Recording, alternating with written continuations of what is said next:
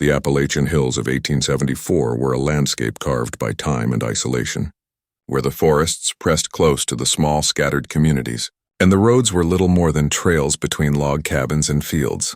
In this part of eastern Kentucky, the air hung heavy with the scent of pine, damp earth, and the smoke of wood fires, and the rhythm of life was dictated by the seasons, the land, and the unspoken rules of kinship and survival.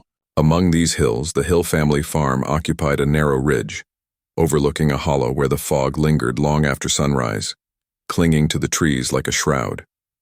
Tobias Hill, the father, was a stern, silent man whose presence dominated the farmhouse, his word final in every domestic matter. Yet even he could not prevent the tension that simmered beneath the surface between his children. The Hill brothers, Jonas and Malachi, had grown under the shadow of Tobias's harsh discipline, their minds shaped by the isolation of the hills, the endless labor of the farm, and the oppressive expectations of a patriarchal household. Their sister Abigail, younger and quieter, had been the object of both care and resentment, her presence a constant reminder of the rules and limitations that bound them all. By the summer of 1874, rumors had begun to circulate through the valley. Neighbors spoke in hushed tones about the Hill family, about the strange quarrels that sometimes erupted in the farmhouse, and about the shadowed figures of the brothers moving through the forest at night. Abigail, known for her delicate demeanor and sharp intelligence, had begun to assert herself in ways that unsettled Jonas and Malachi. She questioned their authority, mocked their pretensions, and in subtle ways undermined the rituals of control that the brothers had maintained over the farm and family. The tensions escalated quietly at first, with small acts of defiance, a missing tool, a shifted bundle of firewood, a secret kept from the brothers, but each act seemed to deepen the fissures, feeding into long-buried resentments. The summer rains of 1874 were heavier than usual, turning the narrow valley into a labyrinth of mud and swollen streams. The forest around the Hill farm became a shifting, whispering presence, with every snapping twig or rustle of leaves magnified in the quiet of the early morning. Abigail, often sent into the woods for chores or firewood, moved with a measured caution, aware of the watchful eyes that followed her from the farmhouse. The brothers, increasingly unsettled by her independence and intelligence, began to speak in cryptic tones among themselves, hinting at actions that would bind their fates and hers to the land in ways that could not be undone. Villagers noticed the change in the Hill household, the low murmurs, the sudden absences of the brothers at night, and the strange rituals performed near the edge of the forest, often involving salt, iron, and herbs collected from the hollows. No one dared intervene, both out of fear and respect for the Hill family's reputation for sternness and secrecy. Abigail herself became aware of the shift in atmosphere. She noted the way Jonas and Malachi exchanged glances, their intentions cloaked in shadows, and she began to understand the danger that lurked within the very walls of her home. The brothers, isolated by geography and their father's strictures, had developed a sense of their own authority, untempered by the presence of outsiders, and this unchecked control grew increasingly sinister. In whispered conversations, they spoke of a pact, a binding agreement that would ensure their dominance over the household, the farm, and the surrounding land. The details of this pact were never spoken aloud, but Abigail sensed the ritualistic weight behind their words, a plan that involved her future, and the manipulation of forces both human and elemental. One late evening, as the sun sank behind the ridge and shadows stretched across the valley, the brothers took Abigail into the forest under the pretense of gathering herbs and firewood. The forest floor was thick with moss, roots, and fallen leaves, muffling their footsteps and lending a surreal quiet to the hollow. There, amidst the dense growth, Jonas and Malachi enacted the first stages of their pact. It involved objects of domestic and symbolic significance: knives, candles, small jars of water drawn from the creek, and a bundle of twigs tied with red cord. Abigail, terrified and confused, resisted, but the brothers' physical and psychological control was overwhelming. The ritual, conducted in whispers and shadows, was meant to bind Abigail's will, to transfer power from her to them, and to ensure their authority both within the household and beyond. The immediate effects were subtle but devastating. Abigail returned to the farmhouse visibly shaken, withdrawn and fearful. Neighbors reported seeing her wandering near the creek at dawn, speaking softly to herself, or staring for long periods at the distant ridge as though communicating with some unseen presence. The brothers, in turn, exhibited a strange mixture of triumph and anxiety, as if they themselves were uncertain of the consequences of what they had done. Their father, Tobias, remained largely oblivious, preoccupied with the demands of the farm and his own rigid routines, though even he noticed the tension that permeated the household. The air seemed charged with an unspoken menace, a sense that the natural order of the family and perhaps the valley itself had been disrupted by the brothers' actions. Word of the Hill brothers' peculiar behavior spread slowly through the town. Gossip, always a powerful currency in Appalachian communities, carried tales of a household where fear, obedience, and secrecy intertwined. Neighbors reported glimpses of Abigail moving furtively through the hills, carrying bundles of herbs or whispering incantations learned from the forest elders, women who understood the old ways and the subtle influence of the land. Some suggested that Abigail herself was beginning to harness the latent power within her environment, responding to the brothers' ritual with an intelligence and resilience that unsettled even the most rational observers. Her connection to the forest, the creek, and the wind through the hollows grew stronger, imbuing her with a presence that villagers described as both ethereal and formidable. By the autumn of 1874, the town itself began to feel the ripple effects of the Hill brothers' forbidden pact. Crops withered unexpectedly, livestock fell ill, and minor accidents occurred with increasing frequency. While outsiders attributed these events to poor weather or mismanagement, those who lived near the Hill farm spoke in whispers of Abigail's transformation, of a force that seemed to emanate from the young woman and the forest she frequented. Superstitions long held in the community, about the sacredness of the forest, the power of blood ties, and the consequences of violating familial trust, gained renewed potency as the consequences of the brothers' pact became evident. Each misfortune, each accident, each strange illness was interpreted as a manifestation of a delicate balance upset, a subtle revenge enacted by the very forces the brothers sought to control. The psychological toll on the brothers intensified. Jonas and Malachi, having achieved their initial objective of controlling Abigail, began to experience recurring nightmares, waking visions, and a creeping sense of dread. The pact they had enacted required a vigilance they could not maintain, binding them to a series of rituals and observances that escalated in complexity and risk. Neighbors described seeing the brothers wandering through the woods at night, chanting or carrying bundles of sticks and herbs, their expressions vacant or haunted. Their behavior became increasingly erratic, alternating between aggression toward each other and obsessive focus on maintaining the terms of the pact. Their father, Tobias, began to sense that something unnatural had infiltrated the household, though he could not articulate the nature of the threat, and attempts to intervene were met with resistance, secrecy, or denial. Abigail, for her part, adapted with a growing awareness of the power she held. She learned to move silently, to observe without being seen, and to manipulate her environment with small, deliberate gestures. By engaging with the land, the creek, and the surrounding forest, she developed a presence that was at once subtle and commanding. Villagers reported the occasional sight of her standing at the edge of the ridge, her figure framed by fog, as though commanding the hills themselves. Some claimed to hear her voice carried on the wind, faint but insistent, reciting words that were unintelligible yet imbued with authority. The forest seemed to bend to her awareness, the animals sensitive to her movements, the creek responding to her proximity, and the trees whispering in the rhythm of her footsteps. The months that followed were marked by a growing series of calamities that touched the entire town. Livestock died unexpectedly. Buildings were damaged by unexplained fires, and small outbreaks of illness afflicted those living near the Hill farm. The community, already tight-knit and wary of outsiders, began to fracture under the weight of suspicion and fear.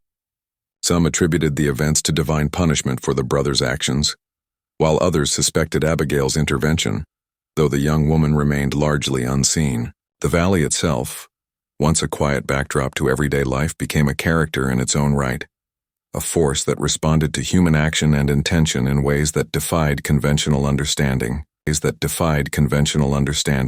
By the winter of 1874, the Hill household was transformed. The brothers, trapped by the consequences of their own pact, struggled to maintain control, while Abigail emerged as a figure whose influence extended beyond the confines of the family. The forest, the creek, and the hills seemed to pulse with the memory of events, the land itself an unwitting participant in the human drama. The town, once a simple Appalachian community, had been drawn into a web of fear, superstition, and consequence, the impact of which would reverberate for generations. The Hill brothers' attempt to assert dominance had unleashed forces they could neither anticipate nor contain. And in the quiet, shadowed hollows of the valley, the story of that summer and its forbidden pact began to take on the weight of legend. As autumn deepened, the forest around the Hill farm grew dense and suffocating, with mist curling low among the trees and the smell of damp leaves mixing with the smoke of hearth fires. The valley, usually a place of quiet labor and routine, seemed to hold its breath as if anticipating some reckoning. Abigail had begun to change in ways subtle yet unmistakable, her once quiet demeanor giving way to a presence that unsettled even the most rational observers. Villagers passing near the farm reported glimpses of her silhouette moving at the edge of the trees, pale in the autumnal fog, with eyes that seemed to hold both grief and determination. The brothers, meanwhile, became increasingly restless, their movements erratic and their voices hushed, as if in perpetual conversation with forces they could neither see nor control. The pact they had enacted demanded attention and vigilance, and the psychological toll of maintaining it began to manifest in paranoia, sleeplessness, and sudden bursts of violence. The first tangible signs of the pact's consequences emerged in the surrounding farmland. Crops began to fail, not from drought or flood, but from a peculiar rot that affected some plants while leaving neighboring plots untouched. Corn husks turned brittle and discolored overnight. Apples rotted on the tree before harvest, and livestock displayed symptoms that baffled local farmers. Sudden lameness, unexplained fevers, and strange vacant stares. The community, already isolated by the rugged terrain and the seasonal snows, whispered of curses and omens. Elders spoke of old Appalachian beliefs, tales in which familial betrayal or ill-placed ambition could draw supernatural forces upon the land, and they began to watch the Hill farm with a mixture of fear and apprehension. The once mundane patterns of harvest and labor became fraught with anxiety, as every misfortune was traced, however circumstantially, back to the events that had unfolded within the Hill household. Abigail herself became increasingly attuned to her environment. Her awareness sharpened by both fear and necessity, she moved silently through the forest, listening to the wind in the branches, noting the tracks of animals, and observing the patterns of the creek. In the evenings, when the fog rose from the hollow and the hills became nearly indistinguishable from the shadows, she performed small acts of counter-ritual, placing bundles of herbs along the creek, scattering salt in precise patterns, and whispering words whose meanings were known only to her. These acts were not of rebellion alone. They were survival, an assertion of agency in a world where the pact had rendered her vulnerable.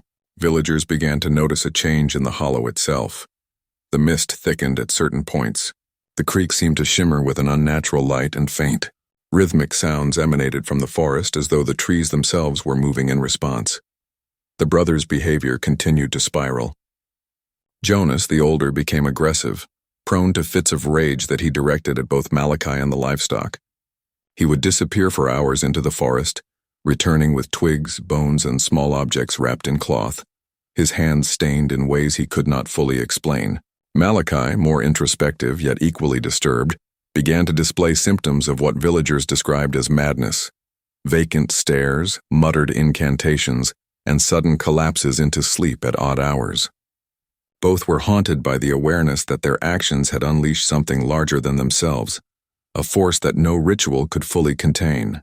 The pact, meant to secure control over Abigail and the household, had instead transformed the brothers into instruments of the very chaos they sought to command.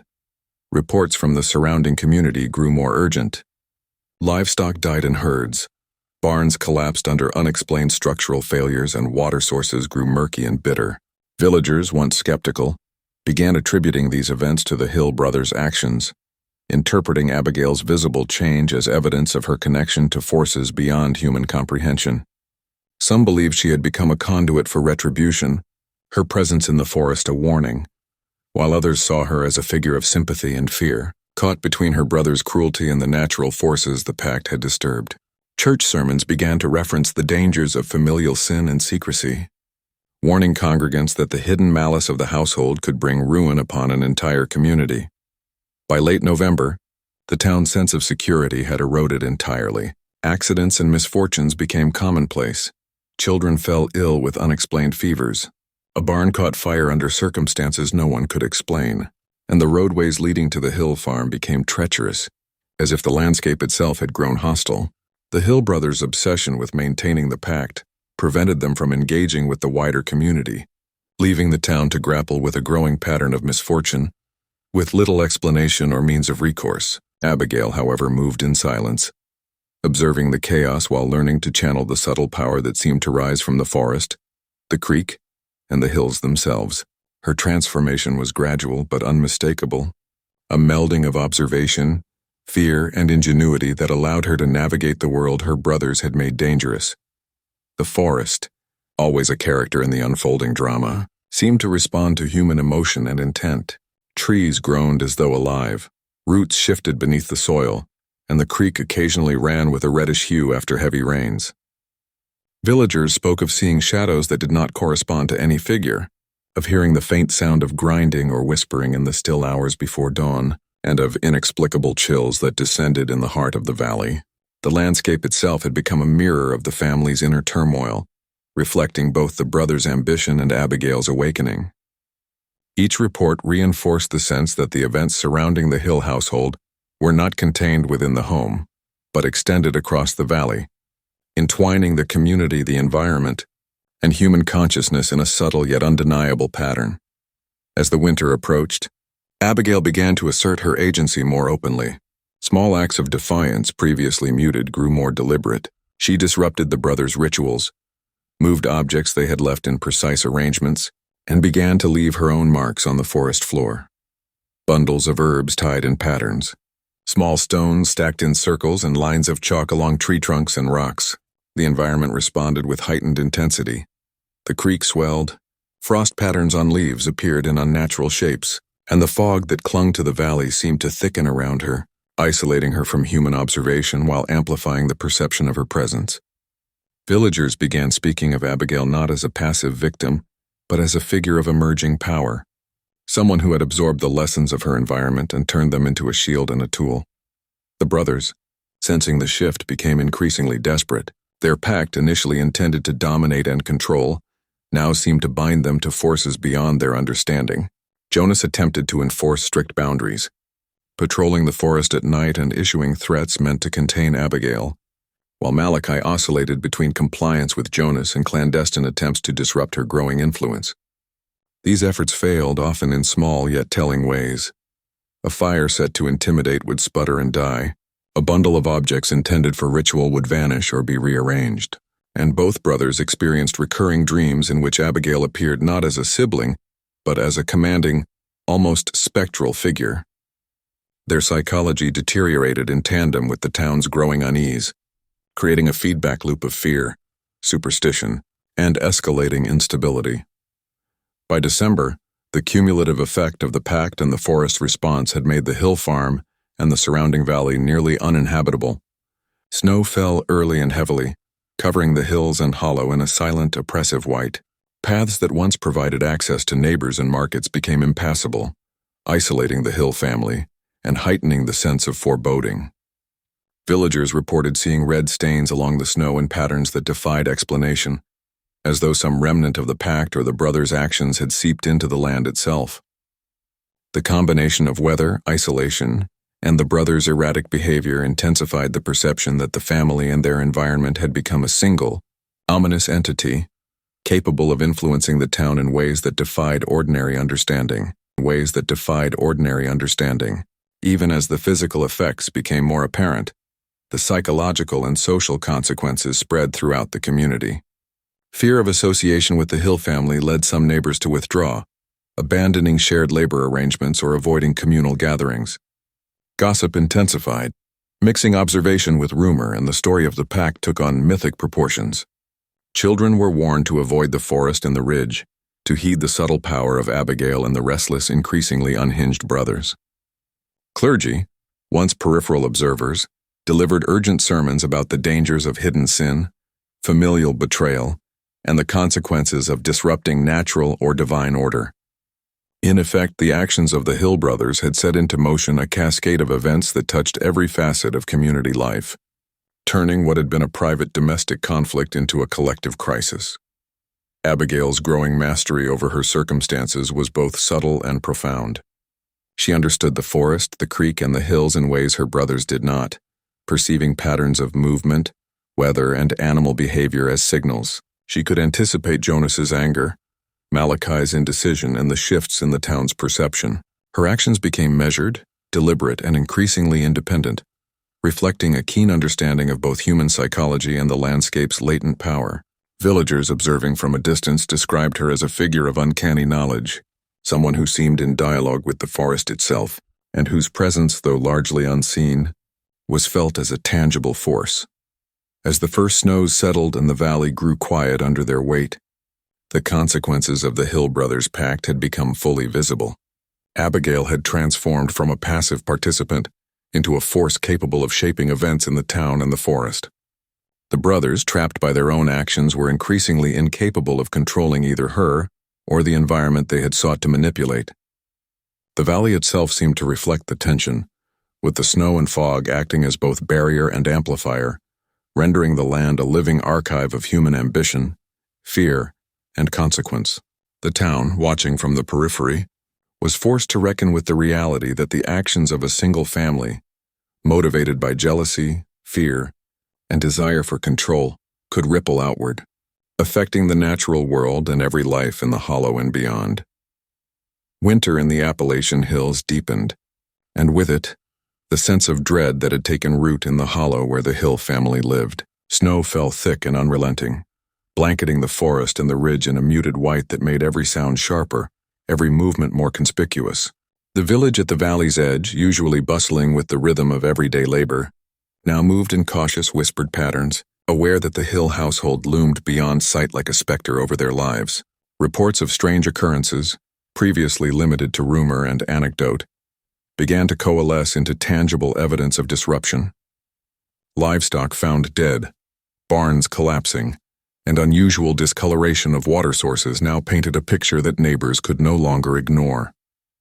Even the creek that ran near the Hill farm, once a simple feature of the landscape, had begun to exhibit an unnerving constancy of reddish sediment after thawing snow, a subtle yet persistent reminder of the events set in motion months earlier.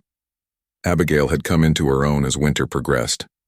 Her connection to the forest, the creek, and the hollow itself became increasingly apparent to anyone who ventured close. She moved silently over snow and ice, observing the tracks of wolves, deer, and foxes, noting the shifts in wind and the subtle changes in snowfall patterns.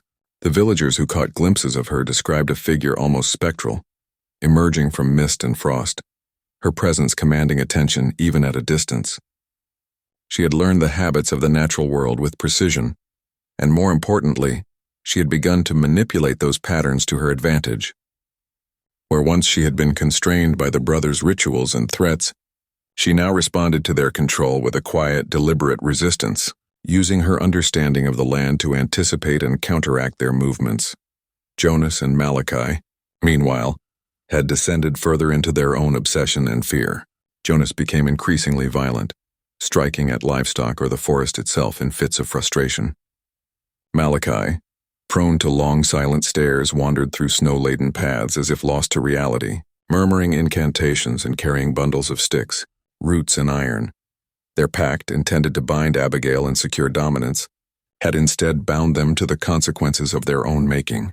Each act of aggression, each ritual performed in the forest, seemed to reverberate back upon them, deepening paranoia and eroding the fragile boundaries between fear, guilt, and superstition. Tobias Hill, the father, noticed the change but remained largely powerless to intervene. His authority, once absolute, had been undermined by the forest's strange influence, the brothers' obsession, and the uncanny intelligence and agency now embodied by Abigail. The town's sense of stability deteriorated alongside the Hill household. Snowstorms, though not uncommon in Appalachia, seemed to arrive with unusual severity, isolating the ridge and hollow from the surrounding valley. Wells froze or became tainted with sediment. Barns suffered collapses under heavy snowfall, and unexplained fires consumed small buildings despite careful tending. Villagers whispered that the Hill brothers' pact had awakened forces beyond human comprehension, and Abigail, once a passive figure, had begun to channel those forces in ways that unsettled even the most pragmatic observers. Some claimed to hear chanting carried on the wind, rhythmic sounds that seemed to echo across the hills even when no one was visible. Others reported strange lights in the forest, flickering through the trees as if the land itself were alight with intention. Within the household, the dynamic had shifted irrevocably. Abigail had learned to anticipate the brothers' movements, intercepting or sabotaging their rituals with subtle precision. She left symbols in the snow and forest floor that went unnoticed until long after she had passed, guiding or confusing the brothers in equal measure. Their own rituals became increasingly desperate, with Jonas attempting force and intimidation, while Malachi oscillated between compliance and independent experiments in ritual manipulation. Neither could fully grasp Abigail's emerging influence, nor could they counteract the strange phenomena that now accompanied her presence. The Pact, once a tool of control, had evolved into a trap that ensnared them both psychologically and physically, binding them to a series of escalating consequences that could not be undone. The broader community began to experience the impact of the household's turmoil in tangible ways. Traders and neighbors traveling through the valley found the roads treacherous, not solely from snow but from landslides, fallen trees, and sudden shifts in terrain that seemed almost sentient in their timing. Livestock strayed or disappeared entirely, and reports of illness spread among families near the ridge. Villagers interpreted these occurrences through the lens of long-held beliefs about curses, familial transgression, and the consequences of meddling with forces beyond human understanding. Abigail, though largely unseen, was increasingly associated with both fear and hope. She was feared as an agent of the forest and the Pact's lingering influence, yet she was also perceived as a figure who might stabilize or mitigate the escalating chaos if approached with respect and caution. By midwinter, the town could no longer ignore the escalating disaster. A barn belonging to a family living downstream collapsed unexpectedly, crushing animals and supplies, while the same creek that ran past the Hill farm overflowed in sudden floods, depositing sediment and debris along its banks. Elderly villagers spoke of the land itself rebelling, of the hills and hollow having memory and intent, and of Abigail as a figure through whom the valley expressed both warning and judgment. Tales circulated of spectral figures in the forest at dusk, of footprints appearing in fresh snow without discernible origin, and of sounds, grinding, whispering, the crackle of unseen fires that seemed impossible to locate. These accounts, while anecdotal, reinforced a growing sense that the Hill brothers' actions had catalyzed a chain of events that entwined the family, the land, and the community in a feedback loop of fear, consequence, and ritual. Abigail's understanding of the landscape and her emergent abilities intensified under the harsh conditions of winter. She began to anticipate the brothers' manipulations, leaving markers and interventions that guided both human and environmental reactions. A stack of stones here, a line of herbs there, a whispered incantation by the creek.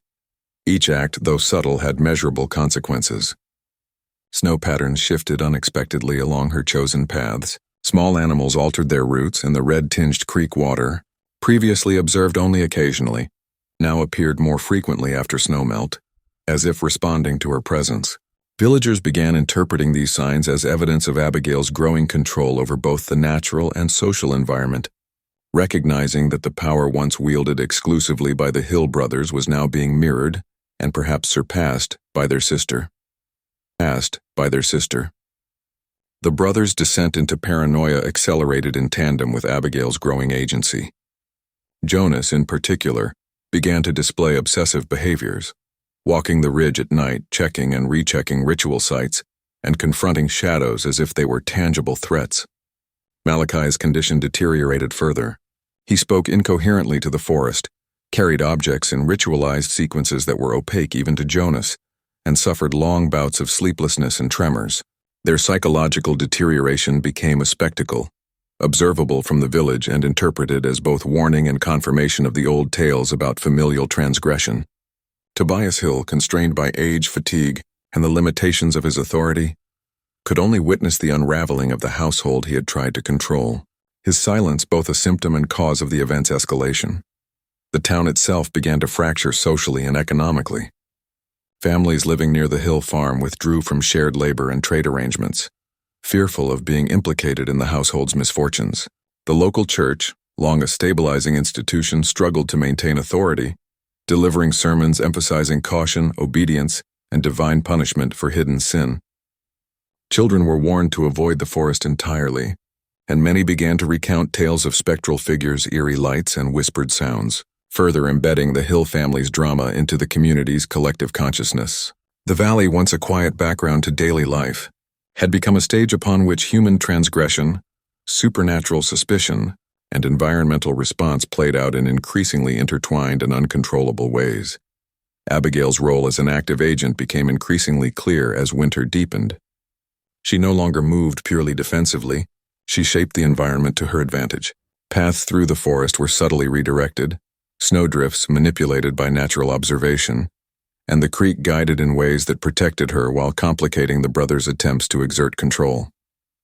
Villagers occasionally witnessed her standing at the ridge's edge, fog curling around her, observing both the town and the forest, a figure who seemed simultaneously human and something other. Her emergent authority was not defined solely by fear. It was informed by intelligence, observation, and a meticulous understanding of patterns and consequences. The community, while wary, began to see her as a fulcrum in the unfolding drama, a key figure whose actions could either stabilize or exacerbate the chaos unleashed by the brothers' pact. The culmination of these forces, Abigail's awareness, the brothers' obsession, the town's fear, and the environmental response created moments of high tension and near disaster. A sudden thaw caused the creek to overflow, washing out roadways and threatening the structures closest to the valley floor. Livestock that had survived the previous months of illness and misfortune fell victim to the floodwaters, and the village experienced one of its first direct consequences of the Hill household's actions. Abigail, moving quietly through the snow and water, managed to protect some of the animals and redirect debris, while Jonas and Malachi attempted futile interventions, their efforts hampered by fatigue, confusion, and the pervasive sense that the environment itself was resisting them. These events confirmed what villagers had long suspected. The pact was no longer a private family matter, but a force with consequences radiating through the entire valley. By the end of winter, the Hill household and the town had entered a state of precarious equilibrium. Abigail's mastery over her environment allowed her to navigate the dangers imposed by the brothers' pact, while Jonas and Malachi, trapped by their own obsessive rituals, became increasingly irrelevant to the broader dynamics. Villagers, though fearful, began to recognize patterns in Abigail's actions and the environmental responses, understanding that the valley itself contained intelligence and memory, shaped by human intent and error. The story of the Hill brothers' forbidden pact, once confined to the family, had expanded into a narrative that encompassed the land, the town, and the interplay of human ambition, transgression, and consequence. The thaw of early spring did little to relieve the tension that had seized the valley, and in some ways it intensified it. The snow melted unevenly across the hills and hollow, revealing patches of mud, debris, and the remnants of livestock lost to the winter floods. The air carried a damp chill, mixing with the earthy scent of decay and the lingering smoke of burned-out barns. It was a landscape of quiet menace, a terrain that seemed to remember every transgression and amplify every fear. Abigail moved through this emerging spring with a deliberate patience, her senses attuned to the subtle shifts in the environment. Where the brothers had once dictated the rhythm of household life and ritual, she now dictated the rhythm of observation, anticipation, and, when necessary, intervention. Each movement she made in the hollow was measured, precise, and laden with a quiet power, born of both necessity and understanding. Jonas and Malachi were trapped in the consequences of their own design. Their obsession with the pact had transformed from a tool of domination into a chain that bound them inexorably to escalating chaos. Jonas, once the more outwardly aggressive, had begun to show signs of near-complete psychological collapse. His outbursts were unpredictable, alternating between destructive anger toward objects, livestock, and even the forest itself, and moments of terrifying silence during which he would stare into the fog as if seeing forces invisible to others. Malachi, though quieter, was not spared. He wandered the hills in a state of trance, speaking to himself in the shadows, performing rituals of increasing complexity and obscurity in the hope of regaining control. The household, once a site of familial authority under Tobias Hill, had become a theater of fear, obsession, and the slow, inevitable breakdown of order. The town, too, felt the consequences of the Hill brothers' actions in ways that were impossible to ignore. Flooded roads, collapsed barns, and the loss of livestock had placed neighbors in a state of collective anxiety. Rumors circulated faster than truth, feeding on each other until the events surrounding the Hill farm were considered a form of dark legend, part cautionary tale, part spectral reality. Villagers spoke of strange lights on the ridge, of sounds echoing through the hollow in the dead of night, and of patterns in snow, mud, and creek water that defied explanation. Even those who attempted to rationalize the events in terms of weather, disease, or mismanagement could not fully account for the timing, scale, or intensity of the disasters. The valley itself seemed to pulse with a memory of what had occurred, a living record of human transgression and its consequences. Abigail's emergence as an agent of power was increasingly undeniable. Where once she had been constrained and fearful, she now moved with awareness, anticipating the brothers' rituals, redirecting the flow of the creek, and placing markers in the forest that guided or confused her siblings. Villagers who glimpsed her described a figure that seemed simultaneously human and other, her presence commanding the attention of both people and animals. Deer would pause and watch her pass, birds would alter their flight paths, and the wind seemed to carry her voice faintly across the hollow. Her agency was not merely reactionary. She was proactive, manipulating the environment with subtlety and intelligence. In doing so, she demonstrated that the forces the brothers had sought to control were responsive not only to fear and intent, but to understanding, observation, and strategy. By mid-spring, the cumulative effects of the pact reached a point that could no longer be contained within the Hill household. A series of calamities swept through the town in rapid succession. A barn collapsed on the farm of a neighbor, killing livestock and destroying winter stores of grain. A sudden landslide blocked a primary road, isolating families for days and cutting off critical access to supplies. Water sources, once clear, ran murky and foul, causing illness and alarm. Villagers began to attribute these events directly to the Hill brothers' actions, interpreting Abigail's emerging power as both a cause of protection and a harbinger of further disruption.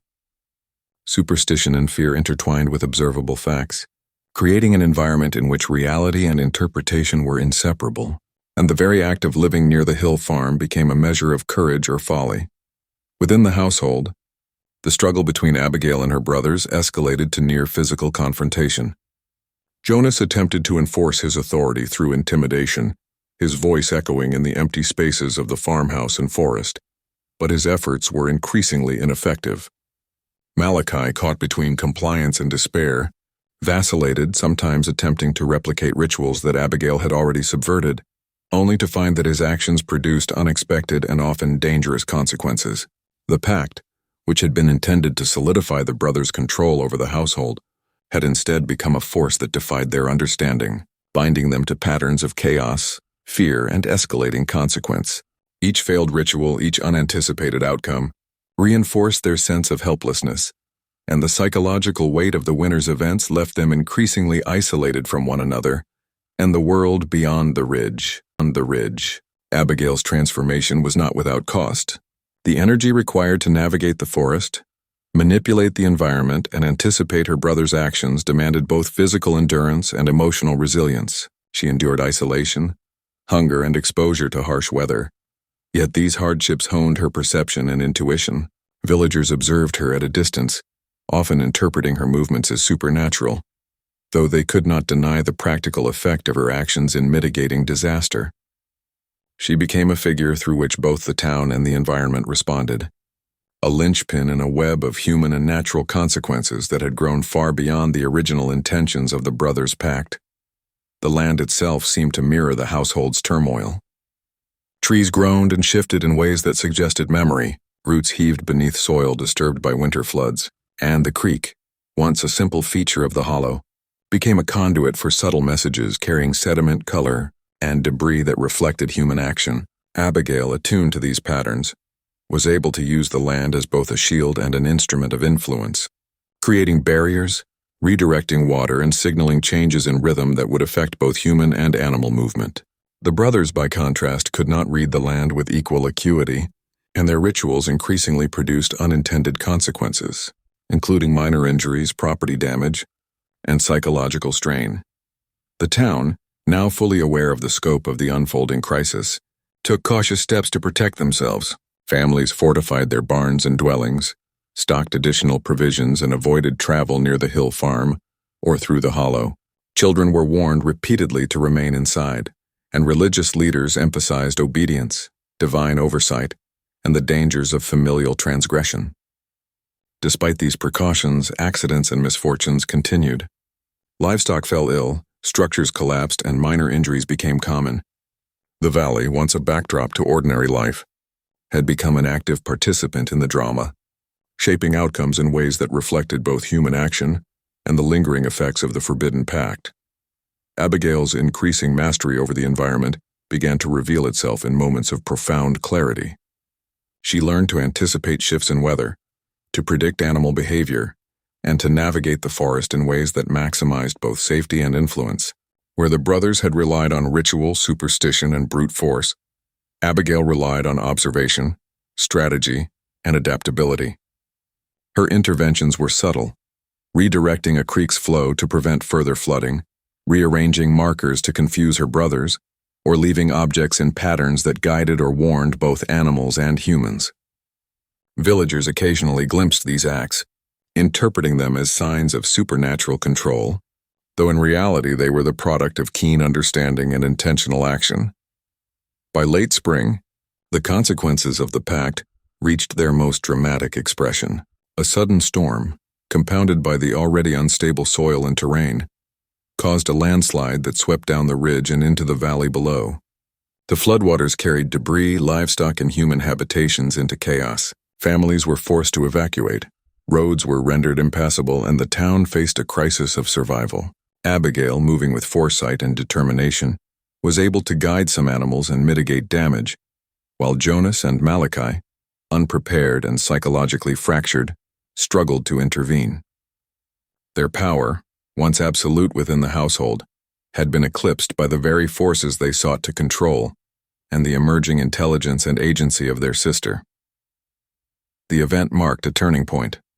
The town, while recovering from physical damage, recognized that the Hill family's actions, compounded by the mysterious and deliberate interventions of Abigail, had irrevocably altered the relationship between human and environment in the valley. What had begun as a family dispute had cascaded outward, affecting livestock, crops, dwellings, and the social fabric of the community. Abigail, now fully aware of both the consequences and her capacity to influence them, emerged as the central figure in the valley's narrative. Jonas and Malachi, trapped by obsession and fear, were increasingly powerless. Their authority and control diminished as the town and the environment responded to the balance of intelligence, observation, and will. The aftermath of the spring landslide left the valley scarred and unsettled, a landscape of mud, broken trees, and displaced animals that seemed to reflect the upheaval within the Hill household. Villagers moved cautiously along paths that were still unstable, noting that the creek no longer followed its original course, that the forest floor was littered with debris in patterns too precise to be purely natural, and that occasional red stains, remnants of livestock or something more sinister, marked the passage of both water and time. Abigail had emerged from the winter and spring months with an acute awareness of her surroundings, a skill set forged in the crucible of necessity. Her eyes seemed to map the hollow in layers, noting subtle shifts in soil, the behavior of animals, and the invisible rhythms of the forest. She had become, in essence, a master of the hollow, capable of navigating and manipulating it in ways Jonas and Malachi could only dream of. The brothers, by contrast, were unraveling. Jonas, whose violence had escalated throughout the previous months, now exhibited signs of near-complete psychological collapse. His movements were unpredictable, alternating between sudden, uncontrolled aggression and long periods of withdrawn silence. He often wandered the ridge in the pre-dawn hours, shouting at shadows or gesturing toward the forest as if it had become a living entity conspiring against him. Malachi, quieter but no less troubled, was prone to long trances in which he moved with careful, ritualized precision, stacking stones or arranging sticks in patterns that bore no discernible meaning to outsiders. Yet even these meticulous acts failed to produce the control he sought, and each misstep seemed to deepen his despair. The Pact, originally intended to dominate and manipulate, had ensnared the brothers in a feedback loop of their own making, a spiral of fear, guilt, and incomprehensible consequence. The town, watching from the valley below, felt the full weight of the household's turmoil. Crops that had survived winter storms now succumbed to the erratic flooding of the creek. Fields once fertile turned to mud, and livestock losses continued with little sign of abatement. Villagers reported hearing strange sounds echoing across the hollow. Low, grinding noises, whispers that carried with the wind, and sudden, sharp cracking that seemed to originate from deep within the forest. Children were kept inside, and many adults avoided even routine travel near the hill farm, fearing both physical danger and the intangible, unsettling presence that seemed to emanate from the ridge. Religious leaders, long a stabilizing force, preached caution, humility, and vigilance, warning that hidden sin and familial betrayal could summon consequences beyond mortal comprehension. In this environment, superstition and reality intertwined, each reinforcing the other, and the Hill family's private misdeeds became a force shaping the entire community. Abigail, however, was no longer merely reacting. She had learned to anticipate both the environmental hazards and her brother's unpredictable behavior. Snowmelt, rainfall, and shifting soil patterns became signals she read and interpreted with precision. Fallen trees, debris, and animal tracks were more than obstacles. They were indicators of movement, timing, and opportunity. She placed markers, bundles of herbs, arrangements of stones, and subtle scratches on trees that guided her own path and manipulated the movement of Jonah and Malachi. These interventions were imperceptible to the untrained eye, yet they profoundly influenced outcomes, allowing her to mitigate harm, redirect chaos, and establish a measure of control in a landscape that had become increasingly hostile and unpredictable. The brothers' response to Abigail's emergence was increasingly desperate. Jonas attempted to assert dominance through sheer force, destroying small structures, overturning carts, and striking livestock in fits of rage. Malachi, meanwhile, sought to reassert control through ritual, performing increasingly elaborate and arcane ceremonies in the forest. Both strategies failed repeatedly, as Abigail's keen observation and understanding of the terrain allowed her to anticipate and subvert their actions. Miscalculations resulted in minor injuries, property damage, and an intensification of their psychological instability. The very tools they had used to establish control, aggression, ritual, fear, had become instruments of their undoing, leaving them trapped in a cycle of escalation and diminishing returns. The town, meanwhile, became an unwilling participant in the fallout. Roads were blocked, fields flooded, and minor structures collapsed under the shifting weight of earth and snowmelt. Livestock wandered or were lost entirely, and villagers reported an almost sentient quality to the hollow, that the land itself was aware, reactive, and in some sense complicit in the unfolding events. Many attributed this phenomenon to Abigail, noting that her presence seemed to stabilize certain areas while other sections of the valley deteriorated with alarming speed. Rumors proliferated, stories of ghostly figures in the forest, mysterious lights at night, and inexplicable patterns in snow and mud became part of the valley's collective consciousness. Even though skeptical of supernatural influence could not deny the tangible changes occurring in both the environment and the community's daily life. Abigail's increasing mastery extended to her direct interactions with the natural world. She guided animals away from unstable areas, rerouted water flows to minimize flooding, and anticipated landslides or collapses before they occurred. Her interventions were subtle yet decisive, often leaving little evidence of her presence except for the outcomes themselves. Villagers occasionally glimpsed her at the ridge's edge, fog curling around her, moving with deliberate grace and an air of authority that was at once human and extraordinary. Her understanding of patterns in weather, animal behavior, and human intention allowed her to navigate a landscape transformed by fear, superstition, and the consequences of the brothers' forbidden pact. The psychological toll on Jonas and Malachi continued to mount. Jonas's violent outbursts became more frequent and erratic, sometimes directed at objects, sometimes at Malachi himself. Malachi's meticulous rituals, once intended to restore order, increasingly produced results that were dangerous or nonsensical, deepening his despair. The pact, meant to ensure control over Abigail, had instead created a scenario in which the brothers were bound to the very chaos they had unleashed. Their authority eroded, their ability to influence outcomes diminished, and their mental stability deteriorated, leaving them isolated from one another, the town, and the land they once sought to dominate. The town's perception of Abigail evolved in tandem with these developments. She was no longer seen solely as a victim, but as a figure of emerging power, one capable of influencing both human and environmental outcomes. Villagers interpreted her movements as deliberate, her interventions as calculated, and her presence as a stabilizing yet formidable force. The hollow and the ridge, once merely terrain, became an extension of her influence, responsive to her observation and action. In this sense, Abigail had become a fulcrum, the central axis around which both chaos and order revolved, a living testament to the ways human agency could mediate the consequences of ambition. Cruelty and unintended consequences spring matured. The cumulative impact of the pact became increasingly evident in both the natural and social environment. Crop failures, livestock loss, structural collapses, and environmental instability created a landscape in which the town's survival depended on careful observation, precaution, and adherence to patterns established by Abigail's interventions.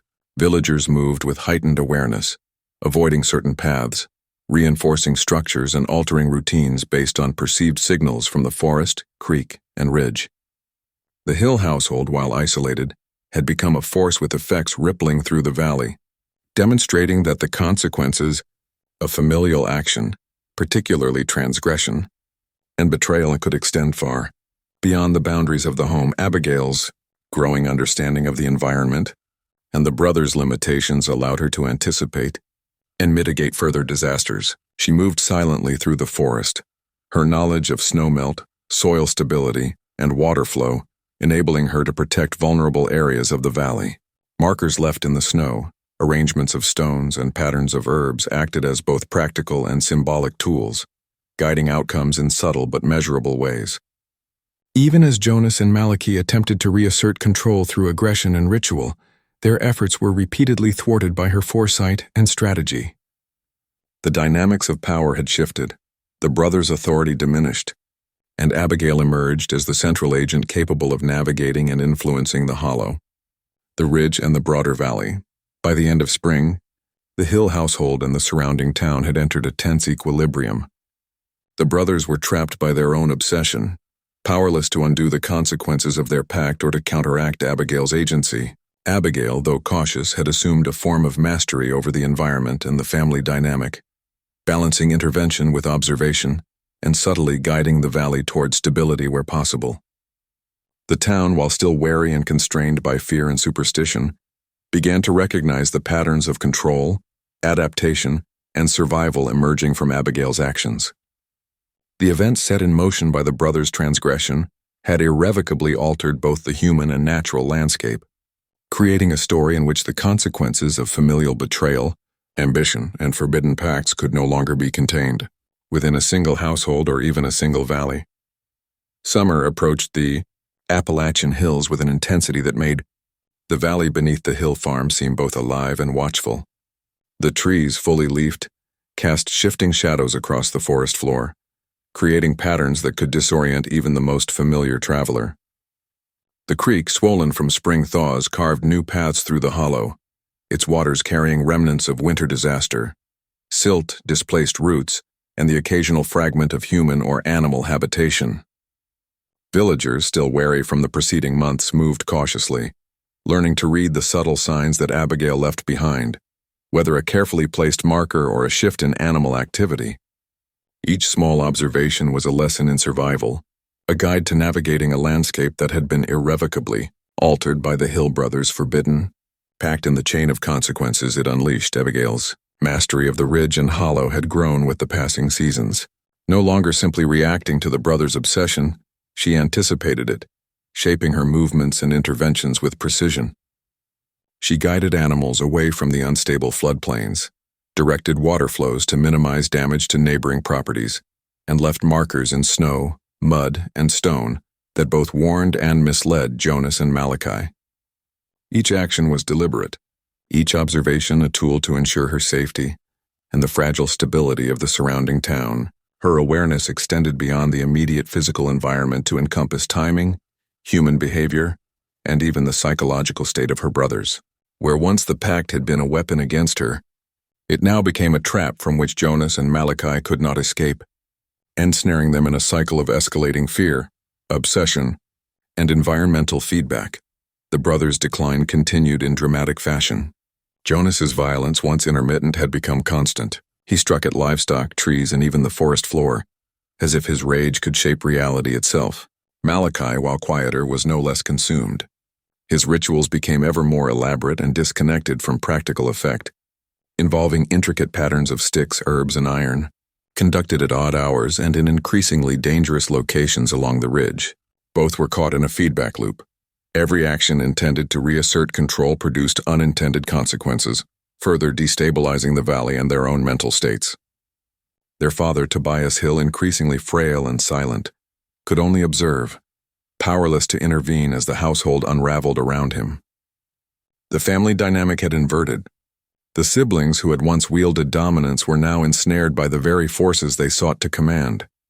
The town, fully aware of the upheaval in the Hill household, adapted cautiously to survive. Villagers reinforced homes, monitored livestock, and avoided travel through the hollow unless necessary. Rumors of Abigail's influence became legend, a combination of fear, respect, and superstition. Children were told stories of a girl who moved silently among the trees, guiding animals, redirecting water, and subtly shaping the land to counteract her brother's destructive rituals. Elders whispered that she had become part of the valley itself, her presence intertwined with its rhythm, its danger, and its uncanny intelligence. For the town, the hollow no longer represented simply a physical space but a moral and existential landscape, a place where the consequences of human transgression were made tangible and inescapable. Abigail's interventions grew bolder as the summer progressed. She began to manipulate the ridge's hidden streams to protect certain areas, while allowing others to flood or erode, guiding debris away from safe paths and toward zones already destabilized by previous landslides. Her subtle manipulation of the environment not only protected the town in some areas, but also reinforced the unpredictability and terror of the hollow in others. To observers, the land seemed alive, responsive to Abigail's will, while Jonas and Malachi's frantic efforts appeared increasingly chaotic and ineffective.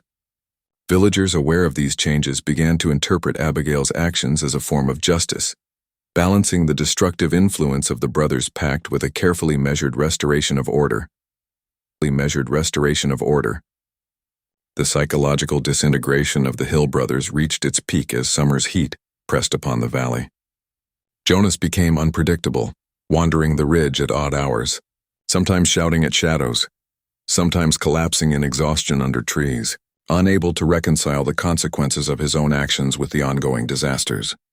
Malachi's rituals became increasingly arcane, involving sequences of objects, symbols, and movements that defied understanding. Each miscalculation, each unintended result, deepened their sense of helplessness. The Pact, designed to enforce control and maintain dominance over Abigail, had transformed into a force that bound the brothers to the very chaos they had unleashed. Their authority was gone, replaced by fear, obsession, and the relentless progression of consequences that they could neither predict nor reverse. The environmental consequences of the Pact were no longer localized. Summer storms, common in the Appalachians, triggered landslides along previously weakened slopes, carrying debris and eroded soil into the valley. Waterways shifted unpredictably, damaging crops and isolating homes. Livestock losses continued, and reports of strange behavior among animals, sudden flight, unexplained deaths, and unusual groupings became common. Villagers interpreted these phenomena as signs of Abigail's emerging mastery and the brothers' diminished authority. The hollow itself had become a theater of consequence, reflecting and amplifying the events that had originated in the household, shaping both the human and natural landscape in ways that were increasingly inseparable. Abigail's understanding of the forest, the ridge, and the valley had grown to an almost instinctive level. She could anticipate floods, landslides, and animal movements, allowing her to intervene effectively to mitigate harm. She guided livestock to safety, redirected water flows to protect vulnerable areas, and placed markers that subtly influenced both human and animal behavior. Her interventions, though quiet and deliberate, were transformative, demonstrating that intelligence, observation, and careful action could rival brute force and ritual in shaping outcomes. Villagers, though fearful, began to recognize the patterns of her influence, understanding that her presence was central to navigating a landscape still responding to the consequences of the brothers' forbidden pact. By late summer, the cumulative effects of the Hill brothers' transgression became painfully clear. Families rebuilt homes in safer locations, reinforced barns, and adjusted routines to avoid unstable areas, while still contending with the ongoing unpredictability of weather and terrain. The Hollow had become both a place of caution and legend, a reminder of the power of human transgression, the intelligence of Abigail, and the unpredictable responsiveness of the land itself. The valley's physical transformation, landslides, redirected waterways, and scarred hillsides, mirrored the social and psychological transformation of the town. No longer could the Hill household's actions be contained. Their consequences radiated outward, touching every life in the community. Abigail's role, though central, was not without cost.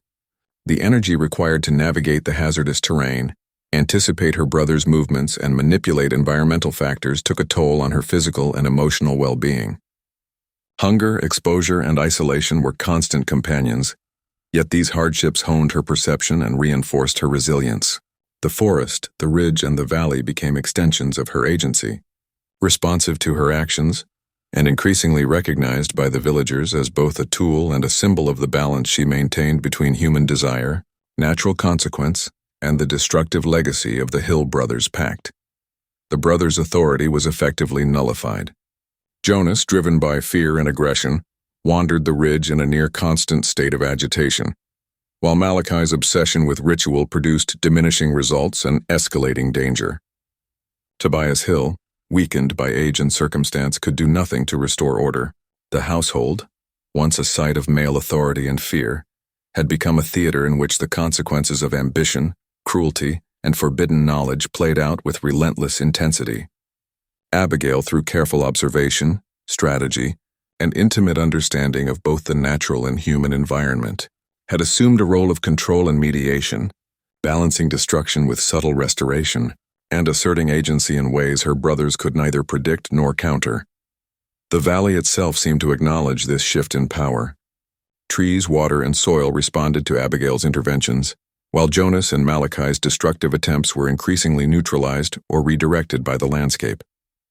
Villagers interpreted these patterns as evidence of Abigail's supernatural influence, blending observation with superstition. The Hollow had become both a site of active consequence and symbolic reflection, a space where human action, natural processes, and moral reckoning intersected. Every landslide, flood, and animal migration became part of a narrative in which the Hill brothers' ambition had unleashed forces that could not be controlled, and Abigail's emergence as a stabilizing yet formidable presence had become central to survival. By the close of summer, the town had settled into a wary equilibrium. Abigail, vigilant and methodical, continued to navigate the ridge and hollow, guiding the valley through the lingering effects of the brothers' pact. Jonas and Malachi, trapped by obsession and fear, remained peripheral actors, their attempts at control producing increasingly negligible or counterproductive results. Villagers adapted to the new patterns of movement, environmental hazard, and supernatural interpretation, recognizing that survival depended not only on human vigilance, but on careful attention to the consequences of past actions. The Hill household, the ridge, and the valley had become inseparable in their narrative, a living testament to the costs of ambition, transgression, and the inescapable consequences of a forbidden pact. By the arrival of early autumn, the valley beneath the Hill farm had been irrevocably altered, its scars both physical and psychological. Trees that had once marked the periphery of the ridge now stood uprooted or splintered, their roots exposed like the raw nerves of the land itself. Paths once familiar to villagers were blocked by fallen timbers and mudslides, forcing travelers to navigate treacherous detours or abandon routes entirely. The creek, which had served as a lifeline for livestock and the town's small crops, now followed an erratic course, carrying debris and sediment that reflected the winter's and summer's tumult. Streams once used for irrigation ran sluggish and murky, their waters stained with silt, fallen leaves, and the occasional remnants of livestock that had perished in the ongoing environmental instability. The hollow, once a place of relative isolation and pastoral life, had become a theater of consequence where every footfall and river bend seemed weighted with memory, warning, and unspoken narrative. Abigail moved through this landscape with a combination of purpose and wariness that had become instinctive. Her understanding of the ridge, the creek, and the forest floor had matured into an almost tactile awareness. She could feel subtle shifts in soil moisture, anticipate animal movements, and predict the impact of seasonal storms with a precision that defied the casual observer. She moved deliberately, often leaving markers, arrangements of stones, bundles of herbs, scratches in the bark of trees, that served as both signals and deterrents, influencing the movements of Jonah, Malachi, and even the livestock and wildlife of the hollow. In every action there was the weight of necessity. In every observation, the consequence of past transgressions. Abigail had become both custodian and arbiter, a mediator between human intent, the unpredictable force of the land, and the lingering, chaotic energy released by her brothers Pact. Jonas and Malachi, by contrast, had become shadows of the men they once were. Jonas's aggression, unchecked and erratic, had isolated him entirely. He wandered the ridge in near constant agitation, often screaming at unseen forces or lashing out at trees and rocks with makeshift weapons. His mental state had deteriorated to the point where he was incapable of coherent planning, his actions reactive and self-destructive. Malachi, whose obsession with ritual had once suggested cunning and control, now performed elaborate sequences that produced negligible results, sometimes harming himself or causing minor environmental damage. The brothers' pact, intended as a tool for domination, had instead ensnared them in the relentless consequences of ambition and cruelty. Their authority, once unquestioned within the household, was effectively nullified. Their presence had become a source of terror and instability rather than control. The town, too, bore the cumulative weight of the Hill household's unraveling. Families adapted to ongoing environmental instability, reinforcing homes, relocating livestock, and altering their daily routines to avoid the hollow, or any paths that might intersect with the unpredictable ridge. Crop failures had become more frequent, livestock mortality higher, and minor injuries from mudslides, flooding, or falling trees common. Villagers spoke cautiously of the Hill household, weaving their experiences into stories that blurred the lines between reality and legend. Abigail, moving with quiet authority through the landscape, became a central figure in these narratives, simultaneously protector, arbiter, and symbol of the consequences of human transgression. Her actions were interpreted through superstition, observation, and lived consequence, creating a moral and environmental framework that shaped both the physical and social landscape of the valley. The peak of the brothers' collapse coincided with one of the heaviest storms the valley had seen in decades. Torrential rains fell over the already unstable hills, saturating the soil and triggering multiple landslides. Trees splintered under the force of wind and water, and the creek overflowed its banks, washing away fences, tool sheds, and the remnants of barns weakened by previous flooding. Villagers huddled in their homes, listening to the roar of the hollow, the thunder of falling timber, and the cries of livestock caught in the rising water. Abigail, fully aware of the unfolding disaster, moved deliberately through the ridge, guiding animals to safety, reinforcing weak embankments with whatever materials she could carry, and subtly redirecting water flows to minimize destruction. Her actions were painstakingly careful, the product of months of observation, trial, and adaptation, and they prevented further catastrophe that might have claimed lives beyond the household itself. Jonas, in the throes of panic and aggression, attempted to navigate the storm, striking at trees and screaming into the wind as if he could command the elements. Malachi performed one of his most elaborate rituals in the forest, placing objects in precise symbolic arrangements and repeating incantations whose origins were now obscured by fear and obsession. The results were catastrophic for them both. Jonas narrowly avoided injury from a falling branch, and Malachi's ritual site was washed away, the objects scattered by the floodwaters, leaving him disoriented and frantic. In the chaos, Abigail's deliberate and calculated movements allowed her to maintain some measure of control over the immediate consequences. guiding both human and animal movements, stabilizing weak soil and mitigating loss. In the aftermath, the valley was transformed into a landscape of ruin and memory. The creek's new course cut through fields, carrying away pastures and leaving behind shallow ponds where livestock had once grazed. Trees were uprooted or splintered, their broken forms resembling the skeletal remnants of the forest itself. Homes were damaged or destroyed, forcing families to rebuild or relocate. Villagers recognized that the consequences of the Hill brothers' pact had radiated far beyond the household, shaping not only the landscape but the patterns of daily life, survival, and social interaction in the valley. The hollow had become both a warning and a lesson, a tangible record of ambition, transgression, and the limits of control. Abigail, standing at the ridge's edge after the storm, appeared almost as a figure fused with the land. Her movements were deliberate, her gaze calculating the next steps required to maintain balance, mitigate damage, and assert agency over forces that were both human and environmental. She represented a form of intelligence that combined observation, intuition, and experience, capable of guiding outcomes where brute force and ritual had failed. Villagers, observing from a distance, described her as both extraordinary and formidable, a presence intertwined with the valley itself, influencing and responding to the rhythms of water, soil, and weather. Her emergence as a central agent of consequence illustrated the limits of ambition untempered by awareness, and the potential for one individual to restore some measure of order amid chaos. The brothers, now isolated and diminished, offered no resistance. Jonas retreated into the ridge, haunted by his failures and the physical dangers he had narrowly avoided. Malachi's rituals, once a means of asserting control, became a futile pattern of repetition, leaving him disoriented and increasingly detached from reality. Their father, Tobias Hill, frail and silent, could not intervene.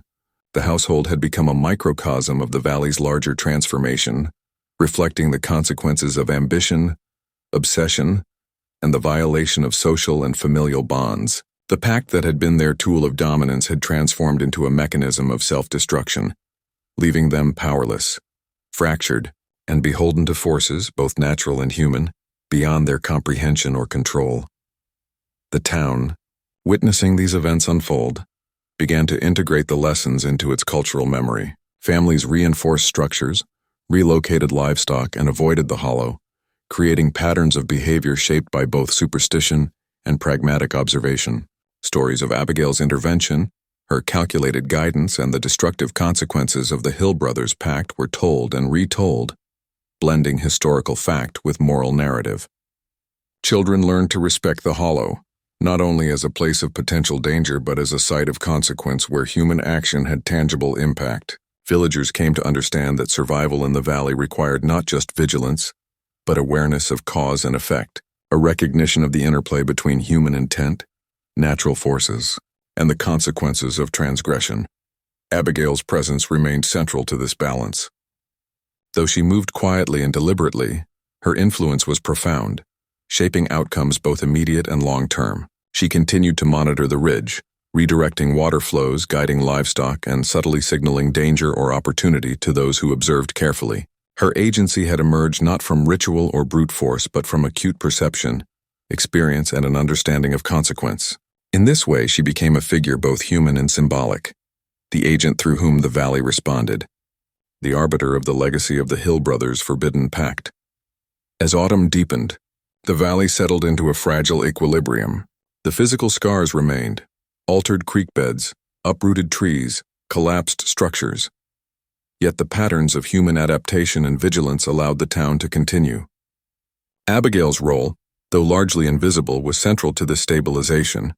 She had transformed from a passive figure constrained by familial abuse into a central force, capable of mediating between human ambition, environmental consequence, and the lingering chaos of the brothers' actions. The hollow, the ridge, and the valley itself had become inseparable in narrative, a living testament to the costs of transgression, the unpredictability of consequence, and the emergence of agency where fear and ambition once reigned. By the close of the year, the story of the Hill brothers and their forbidden pact had taken its place in local memory as both cautionary tale and legend. Abigail, though never fully understood by the town, was recognized as the central agent in the valley's survival, a figure whose intelligence, awareness, and strategic intervention had mitigated catastrophe, while allowing the lessons of consequence to endure. Jonas and Malachi remained as warnings, embodiments of ambition untempered by foresight, consumed by obsession, and ultimately undone by the very forces they sought to control. The hollow, scarred and transformed, stood as a reminder that human action, environmental response, and moral consequence are intertwined, and that the legacy of transgression endures far beyond the immediate.